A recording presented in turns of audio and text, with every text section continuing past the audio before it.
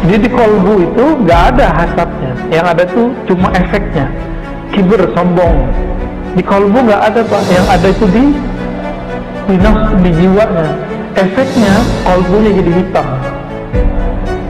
Itu yang disebut penyakit kolbu.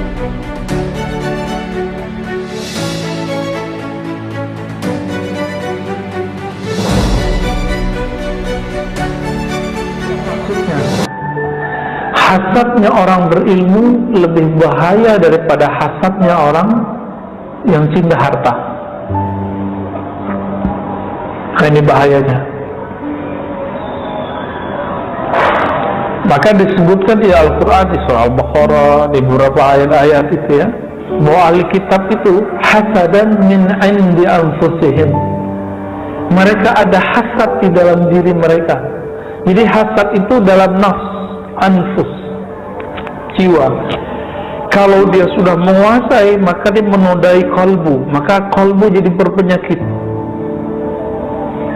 Jadi di kolbu itu nggak ada hasadnya, yang ada tuh cuma efeknya. Kibir, sombong.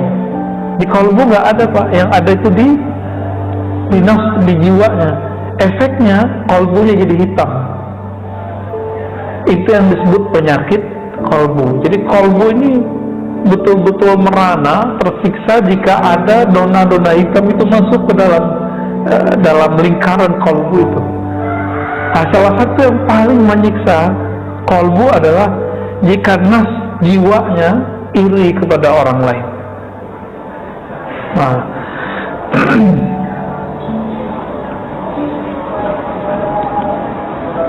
di dalam Al-Quran itu juga disebutkan surat Al-Imran misalnya, in tamsaskum hasanatun tasu'uhum wa in tusibkum sayi'atun yafrahu biha wa in tusibkum sayyi'atun yafrahu biha.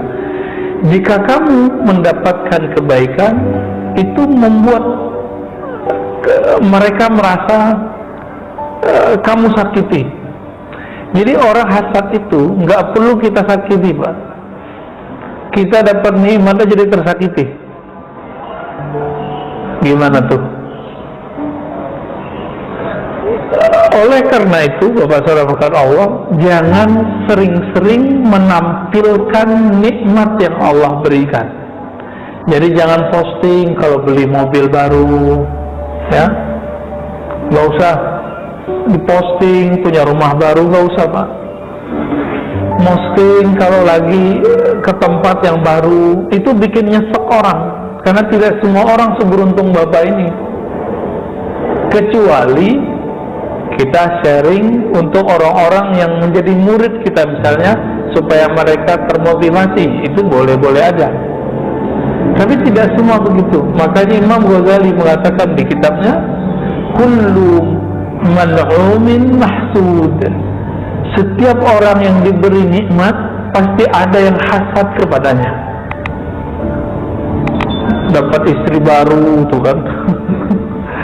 Makanya ada aja yang jomblo-jomblo, apa yang muwahhidin, yang menikah dengan satu istri itu pasti nyinyir sama ustadz poligami, benar nggak? Sama temen yang poligami itu ramai sekali. Itu bagian dari hasad juga, ya. Bagian dari hasad juga. Akhirnya mereka senang nih, ada ustadz lagi cerai sama istrinya yang pertama, baru senang, diceritain, diposting. Ini tak ada kalau kita hasad sama dia.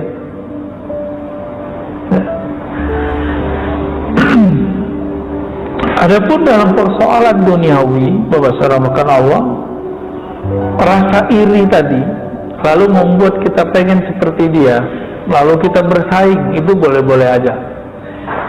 Dalam masalah ukhrawi, kita melihat ada orang yang baik, lalu kita pengen seperti dia, itu bagus, nggak apa-apa ya.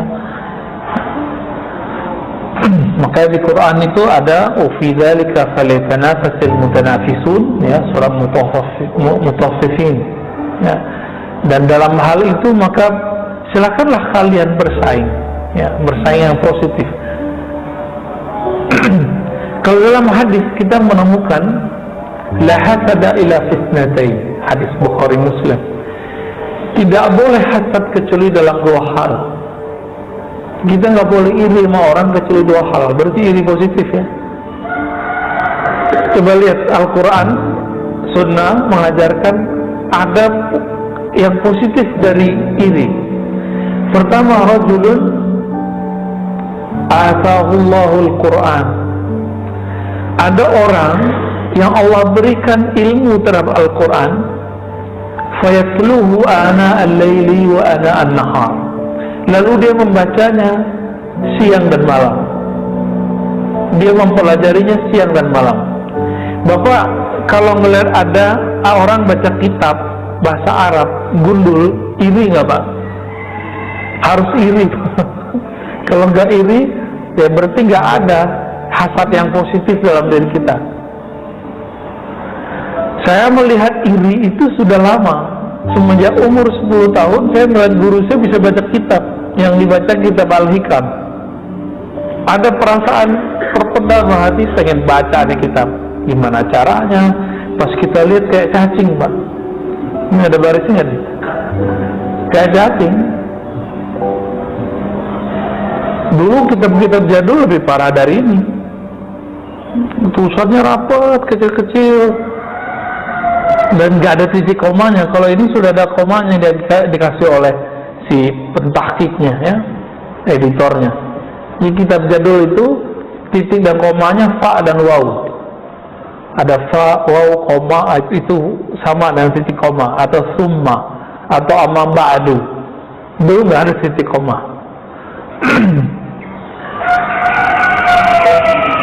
Kalau kita melihat ada orang bisa berzikir setiap hari, dia punya guru mengajarkan dia zikir, kita ini nggak? Ini dia belajar zikir apa sih? Ini contoh nih, mohon maaf saya, antara azan dan iqamat itu ngapain? Bengong berzikir. Zikir apa? Ya zikir aja nggak jelas gitu.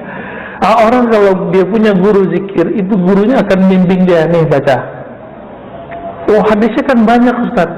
Ya sebanyak itu hadis, bingung nggak milih yang mana? Nah di situ perlunya ada guru. Biasanya kalau sudah ada guru, kita akan istiqomah mengamalkan satu zikir sampai zikir itu berbuah, baru pindah ke zikir berikutnya. Harus iri sama orang begitu, iri yang positif.